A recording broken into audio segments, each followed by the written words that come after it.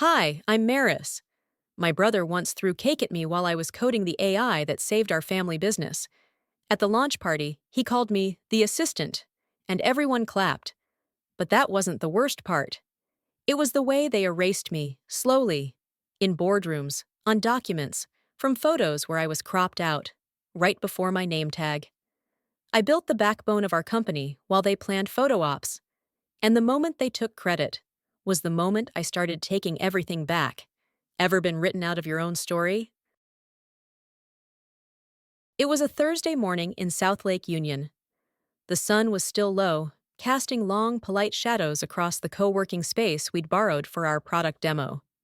The room smelled faintly of burnt coffee and fresh carpet glue. I'd arrived early, as always. My laptop was already open, code streaming down the screen like rainfall. I was tightening the back-end predictive model for one final run. Torin breezed in just before the investors.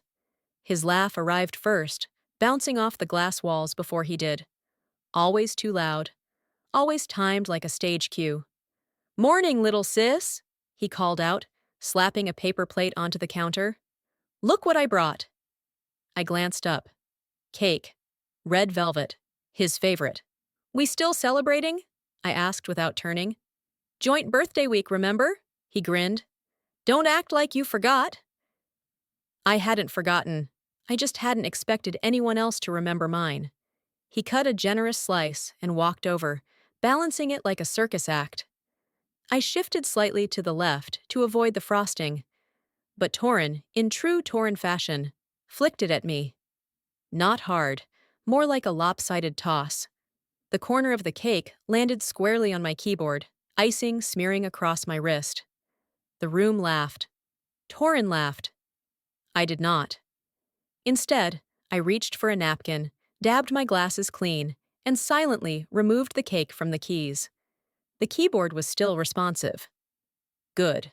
No time for malfunctions. "You're too serious," he chuckled, walking off to greet the arriving investors. "It's a party, not a surgery." The frosting stayed on my sleeve until noon. 2 days earlier, they'd held a surprise birthday break in the lounge.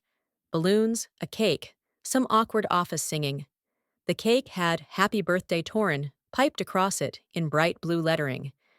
Below that, in a smaller, half-hearted scrawl, "And Eliora?"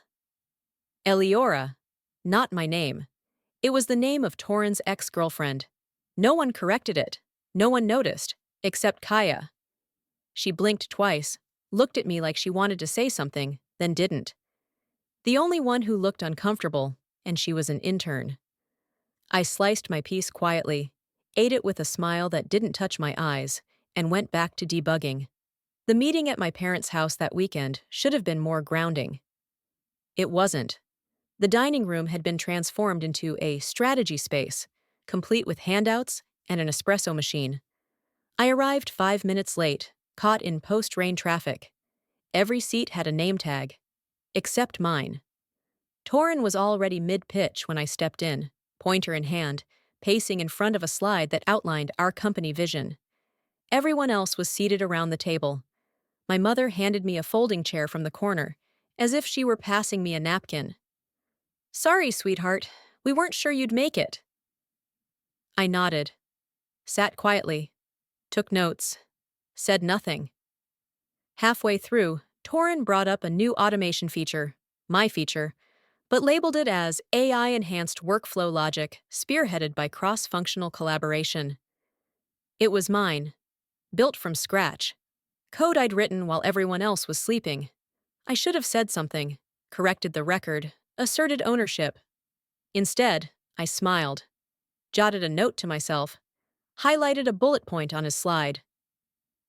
That night, I didn't cry. I didn't scream. I booted my workstation, opened my encrypted archive labeled Nova Access Prep, and started organizing files. Source code. Original architecture drafts. Every revision I'd made. Every license clause I had quietly inserted into the back end during development, especially the one that tied primary system control to a specific user role, mine. As I worked, I noticed the corner of my sleeve, Frosting stain. Still there. I didn't wash it off. I let it dry. The next day, I'd wear the same jacket. Let them think I didn't notice. Let them think I didn't care. Let them keep laughing. Because while they rehearsed their speeches and polished their press photos, I was laying the groundwork. They'd called me the assistant, but I'd already started writing my exit plan the moment they laughed. The magazine was already on the cafe counter when I walked in, half curled like it knew what was inside.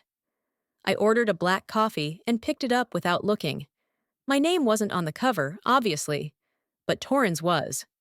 Meet the visionary behind Ether AI.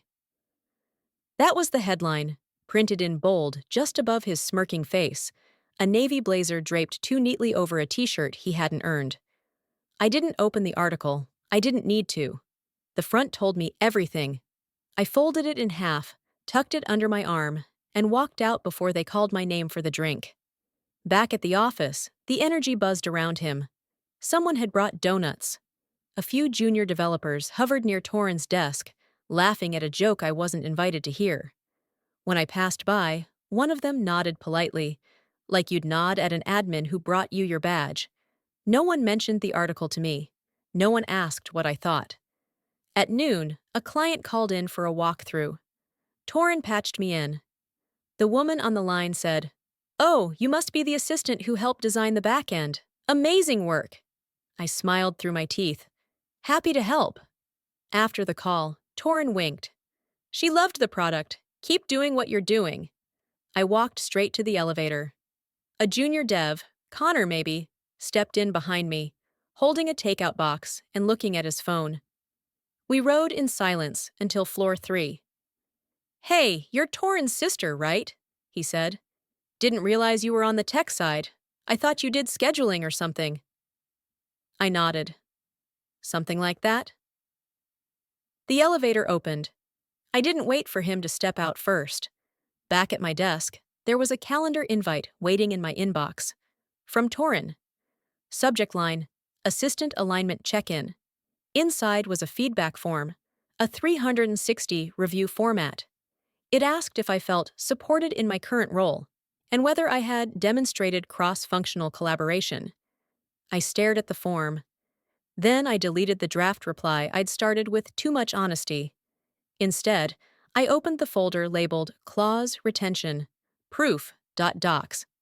I'd written the clause quietly, months ago, buried deep in the license schema.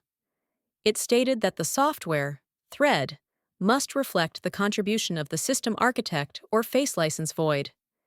I'd attached it to a conditional tag that recognized role shifts within the company hierarchy. At the time, it had felt excessive, a bit paranoid, but I'd kept it, just in case. That night, I didn't sleep. I stayed in the dim light of my apartment's kitchen, laptop glowing across a cluttered table. I updated the clause, built a time release function into the backend. If a leadership tag ever removed or demoted my identifier, access would begin a quiet shutdown. Not instant, but inevitable. I encrypted the code, backed it up twice, and uploaded it to a private node hosted under Nova Logic, a name no one else in the company had access to. Then I created a note. I didn't write it for Torren. I wrote it for me. If they won't say my name, they'll remember my silence. I exhaled and finally stood, walked to the drawer near my door, pulled out the magazine I hadn't finished reading. Torren's face smiled back at me under the spotlight he didn't build. Built by heart, driven by vision. That's what the caption said. I grabbed a pen from the counter, wrote underneath, built by code, erased by ego.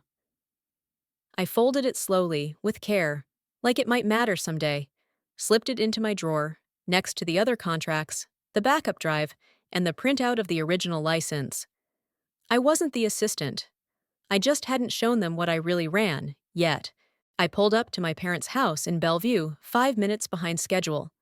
Torren's car was already in the driveway, perfectly aligned like he measured the curb. Inside, the dining room had been transformed into what Dad called the war room. A whiteboard on the wall, charts taped beside framed family photos, and a catering spread from the local brunch spot we used to visit after church. The table was full. Every seat had a placard, except one. I stood just inside the doorway for a moment, scanning for anything that looked like a simple oversight. A missing name, a card flipped over. But no. Every other chair was marked. Even Aunt Lori, who barely knew how to open PDFs, had a seat at the table. Mom glanced up. "Oh, good, Maris. We didn't know if you were coming." She said it like she was covering for me, like I was the flaky one. "I sent a confirmation email last night," I replied. "Oh." She tilted her head, already turning away. Must have missed it. A cousin, Josh, stood and dragged a folding chair in from the hallway. "Here," he said, as if solving a minor hiccup. I took it with a small thank you and set it at the end of the table, near the coffee maker, next to a half-full bottle of syrup. Torrin launched into the first slide like nothing had happened. "Team, we're talking vision today." He was dressed for a photo shoot, sleeves slightly rolled, no tie, like someone trying to look relaxed on purpose. His voice filled the room. I kept quiet, pen in hand, jotting down half the ideas I'd originally written in last month's system optimization memo. Torrin presented them as collaborative efforts and new strategic pivots. The language was slick. Almost none of it was new. At one point, he nodded in my direction and said, "And some of these insights came from support feedback, which is great. Shows how deeply everyone's aligned." Support feedback. I looked around the table. No one flinched. No one looked my way. They just nodded like he'd quoted scripture. I thought back to a school play in 6th grade. I'd built the entire backdrop, painted trees, stars, even designed the props. My name wasn't in the program. Torrin had the lead role. No one noticed I wasn't listed, and when I told my parents, Mom said, "Sweetheart, what matters is the play went well." I had believed that, for years, that being unseen was acceptable if the thing worked. Turns out, when you play that long in the background, people forget you're real. The meeting ran another 40 minutes. No one asked for my opinion. Not once. When it ended, people mingled around the table, filling their plates again, asking Torrin questions about timelines and rollout ideas. I stepped out into the hallway, retrieved my jacket from the coat rack, and left without saying goodbye. The air outside was warmer than I expected. I walked 3 blocks before I realized I still had the notepad in my hand. Instead of heading straight home, I ducked into a small cafe tucked between a bookstore and a yoga studio. The place smelled like vanilla and paper. I ordered a tea, sat by the window, and flipped open to the last page of notes. Beneath my scribbled diagrams, I wrote, "Next time they look for a seat with my name on it, there won't be one." I sat with that sentence for a while. It didn't sting, not like before. It felt still. I took a sip of tea just as my phone buzzed. Calendar alert. Thread internal rebrand review, led by Torrin. I smiled for the first time that day. "They can keep the table," I murmured. "I'm redrawing the map." The office was silent, except for the hum of the HVAC and the occasional creak of the floor beneath my chair. Everyone else had left hours ago. Torrin's blazer still hung on the back of his chair across the open layout, like a stand-in for presents. I didn't need it. His fingerprints were already all over what I'd just found. I had been running a final check before sending a proposal package to one of our major clients. Thread's performance projections, cross-market optimizations, my formula, my structure, my language. But when I opened the shared folder, the final PDF bore a different title page. Vision Expansion Proposal, authored by Torrin Delka. I didn't react, not visibly. My jaw didn't clench, my breath didn't catch. I simply opened a second window and pulled up my original document. Same file name, same structure. Metadata showed I had authored the first version a week ago. Torrin had simply opened it, deleted the header, and replaced it with his name. He didn't even bother to change the font. I took a screenshot, then another showing the version history, and another of the time-stamped logs. I compiled them in a folder I named Thread, Truth, Stack, and copied it to 2 encrypted drives. one to stay on my work laptop, one for the Nova Logic private archive. It wasn't rage I felt, it was a click, like something I'd already known finally sliding into place. I was still organizing the evidence when a notification from our media server popped up.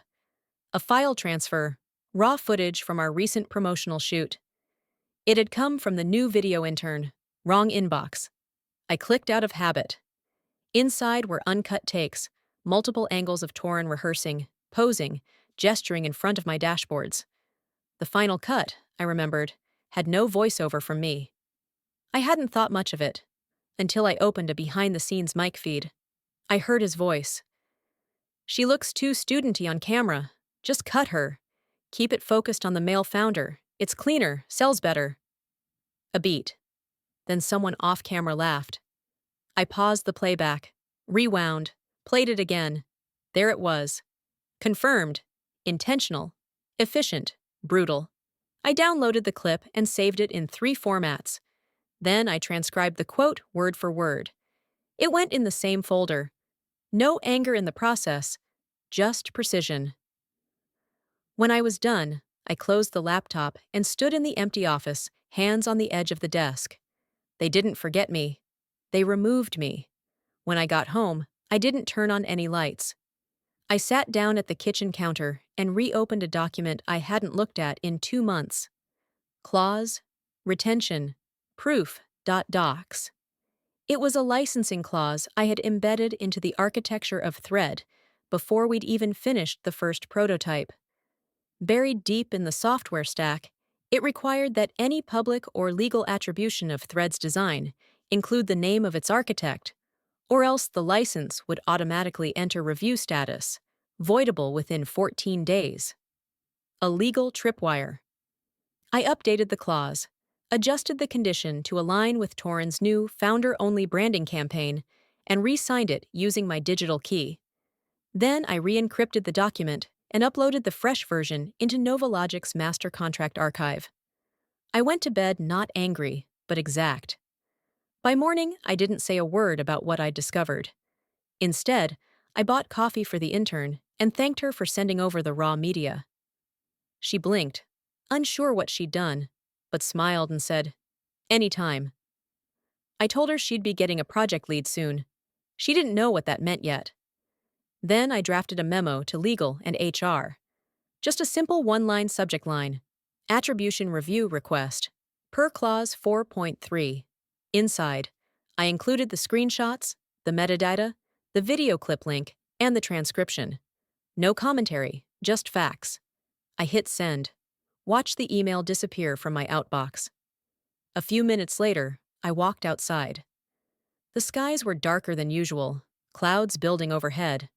Thunder rumbled in the distance, rare for a June morning in Seattle.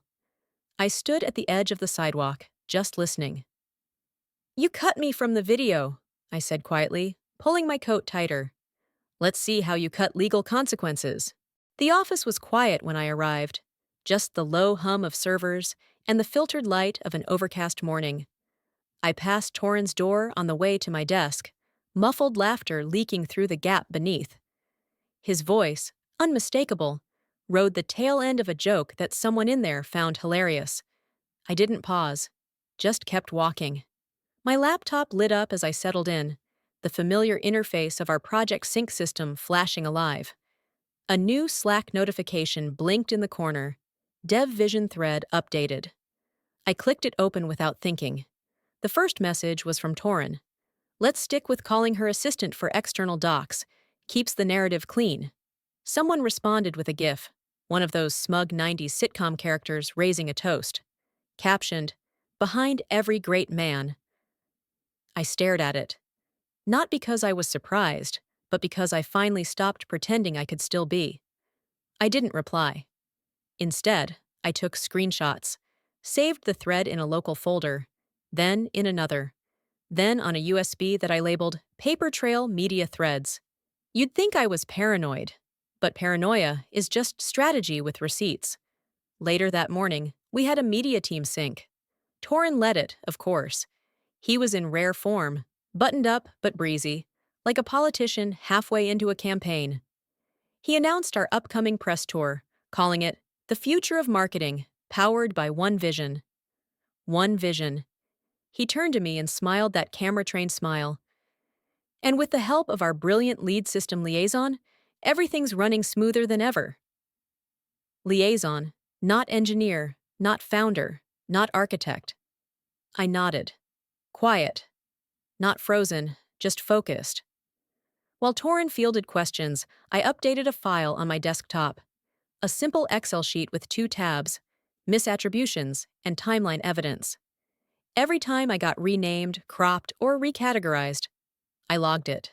After the meeting, I returned to my desk. Everyone filtered back to their corners. I sat down and found something stuck to my keyboard.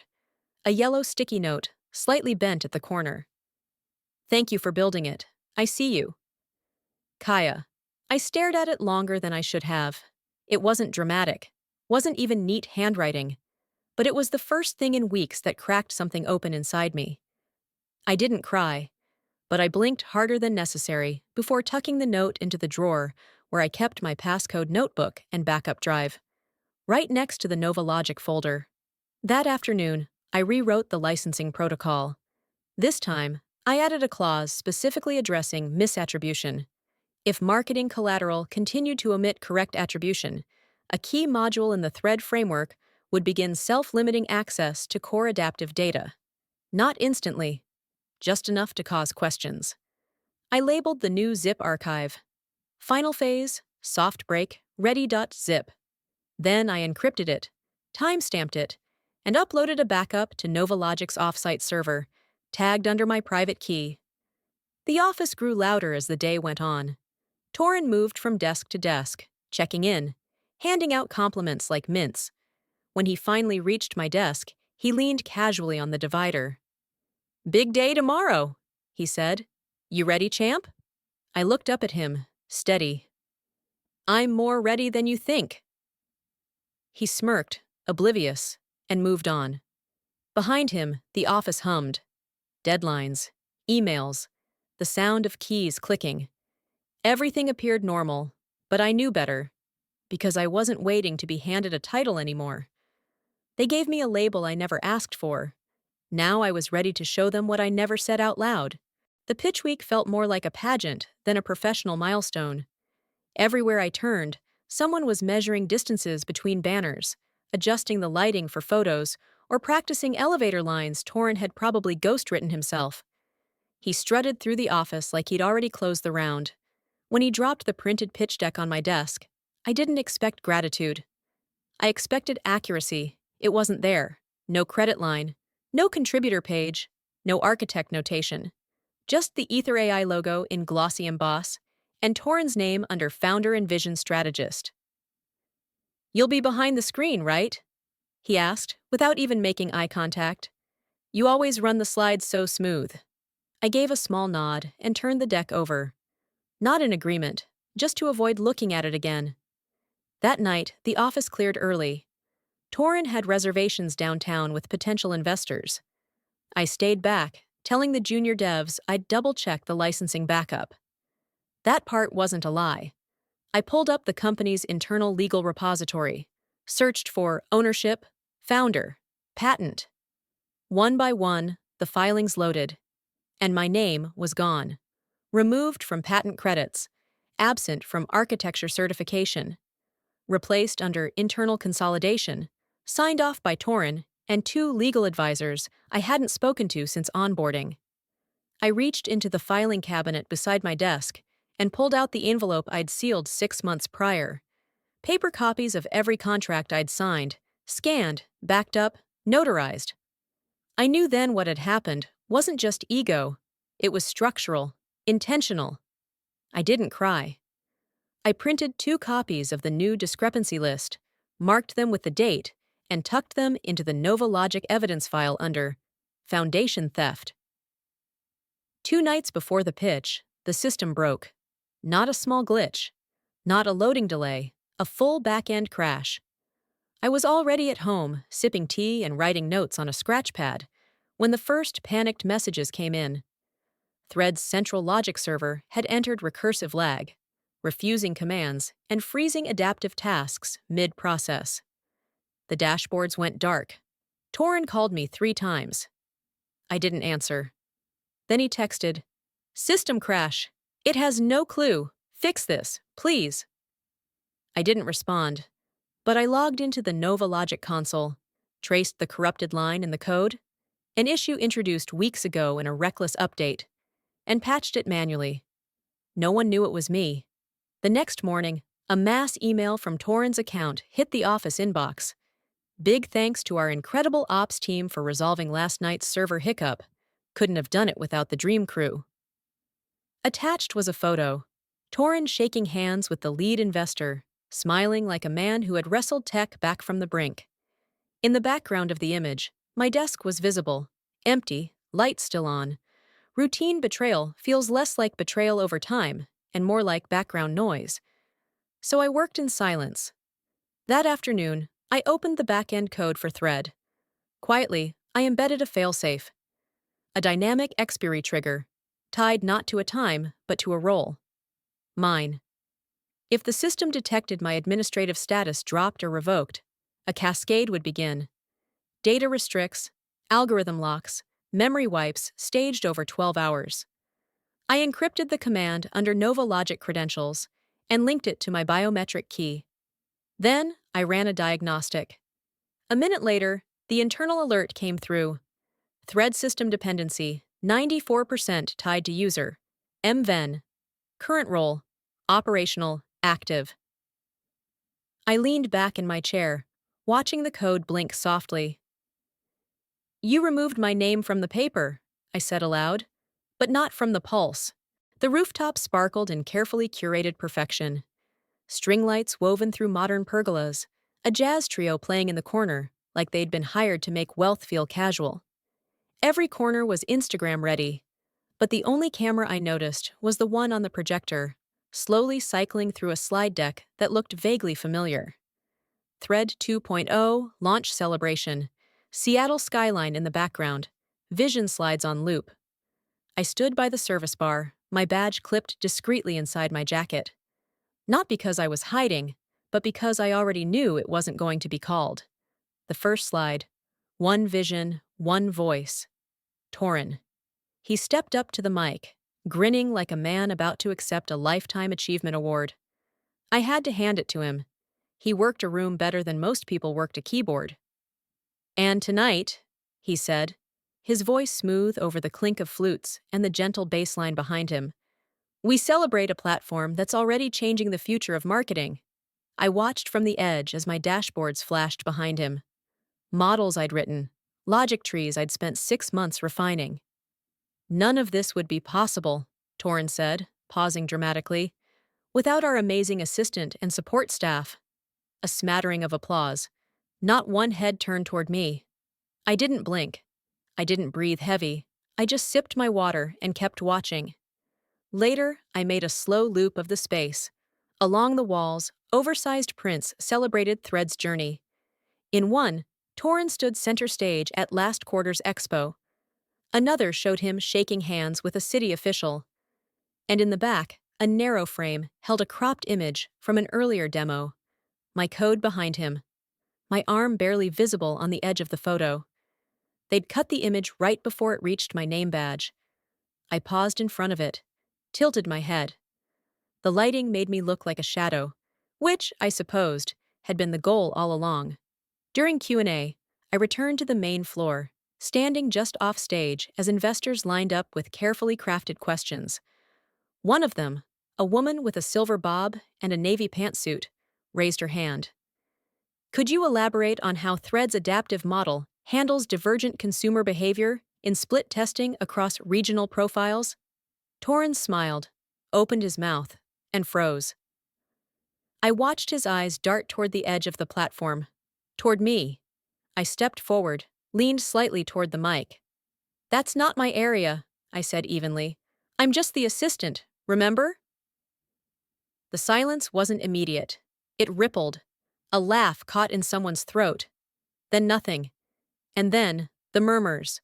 The woman who'd asked the question didn't laugh. She simply nodded.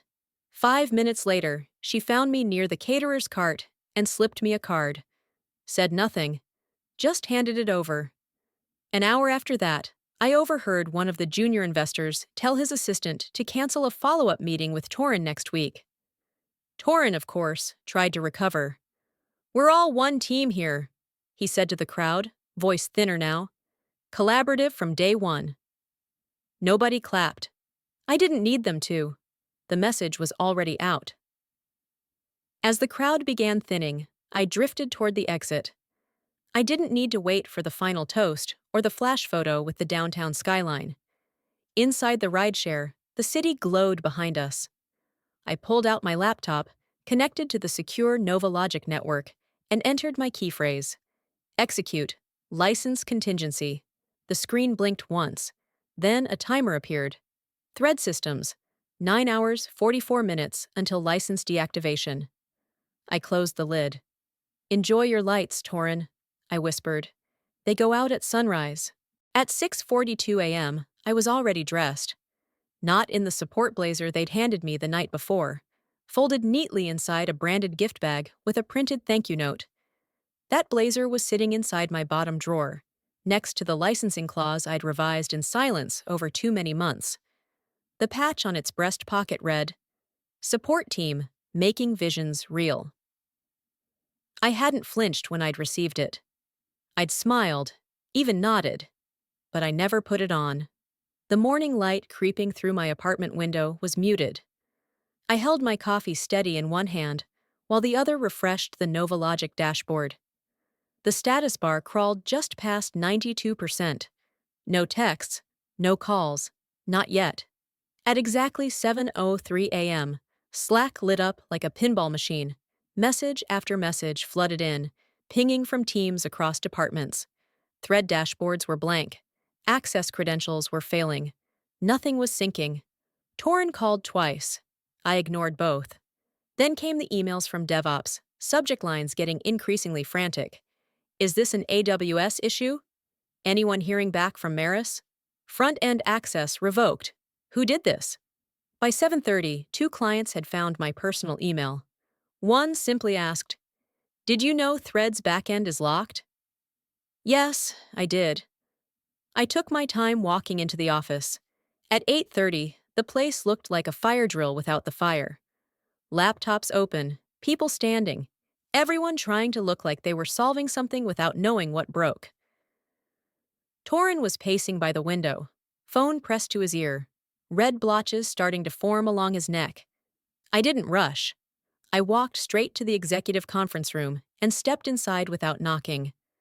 Torin followed, slamming the door behind me. "What the hell is going on? We can't access anything.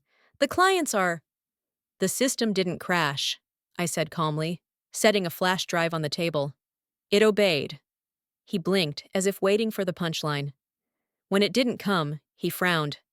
"You're saying you did this?" "I'm saying you broke the license terms. The system responded accordingly." He stared at me. The door behind us creaked open. 2 senior developers peeked in, eyes full of unspoken panic. Torin waved them off. I sat down, opened the folder in front of me, and slid a printed packet across the table. "This is my formal resignation," I said. "Effective immediately." He didn't touch the folder. "You can't be serious." "I'm not here to negotiate, Torin." He laughed once, dry. "We just had the launch party. You're going to blow it up now?" "No," I said, rising. "You already did that when you decided a support patch was good enough to carry a system." He tried to reach for the flash drive. I beat him to it. "This is mine. All of it. Nova Logic owns the framework. You had a license, which was tied to my operational status. You let marketing scrub my name. You stripped ownership from internal documentation. You voided the contract." His mouth opened, but nothing came out.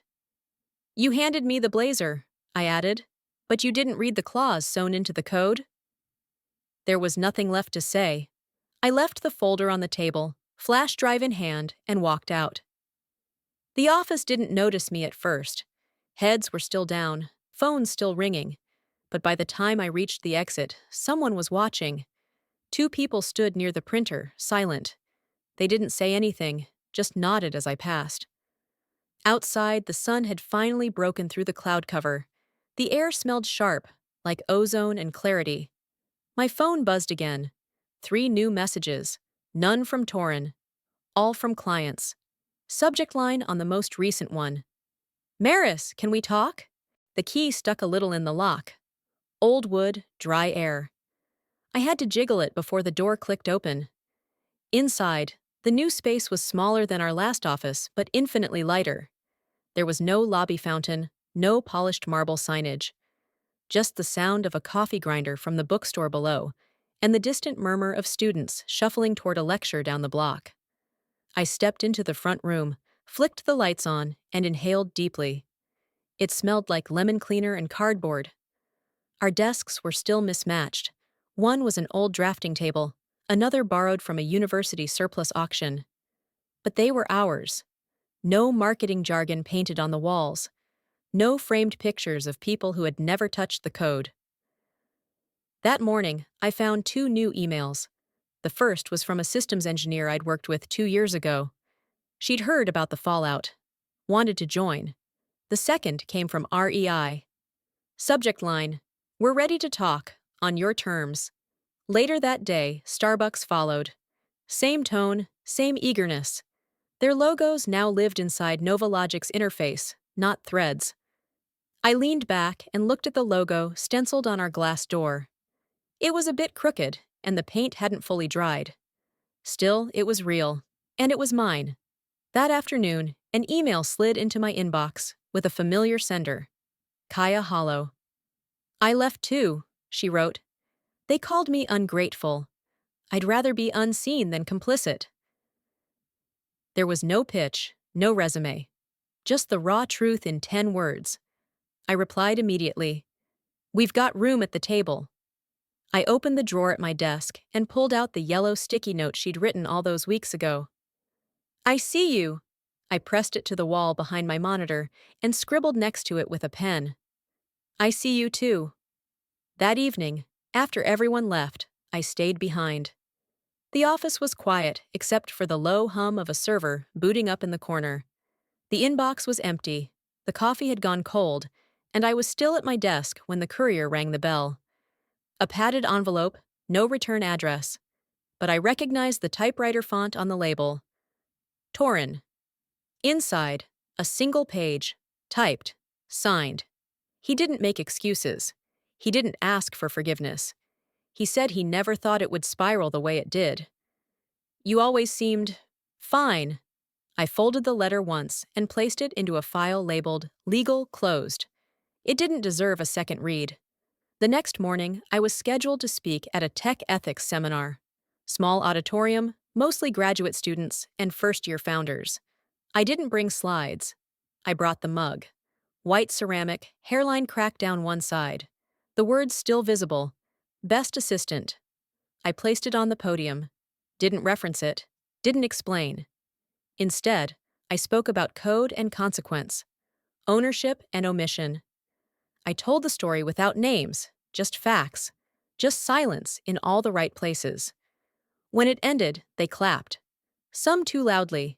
A few just nodded, heads down, absorbing. Back at the office that night, I shelved the mug next to our incorporation certificate. The view from the window didn't show Seattle anymore. No skyline, no rooftop launches. Just a quiet street in Austin and a bookstore below with a cat that slept in the window display. I whispered to no one in particular. Let them keep the headlines. I kept the code. Sometimes, the hardest part isn't speaking up, it's walking away. Especially when the people who silenced you are the same ones you once built your world around. But there's a strength in quiet resistance, in choosing dignity over noise, clarity over chaos. What I've learned, and what I want you to remember, is this. Recognition doesn't make your work real. Credit doesn't define your value. And silence, when chosen wisely, can be the loudest truth in the room. If you've ever been the one behind the curtain, the one who made things work while others took the applause, I see you. And you are not alone. Now I'd love to hear from you. Have you ever had your voice minimized? Your work erased? What did you do? And what would you do differently now? Share your story in the comments. And if this story hit something deep inside you, drop a 1 in the chat, or let me know where you're watching from. If it didn't resonate, that's okay too. Tell me why. I want to hear it all. And if you believe in stories that reflect real life, its pain, its resilience, its quiet victories, don't forget to subscribe. This is just one of many stories we'll uncover together. Until next time, take care of your story. It's worth telling.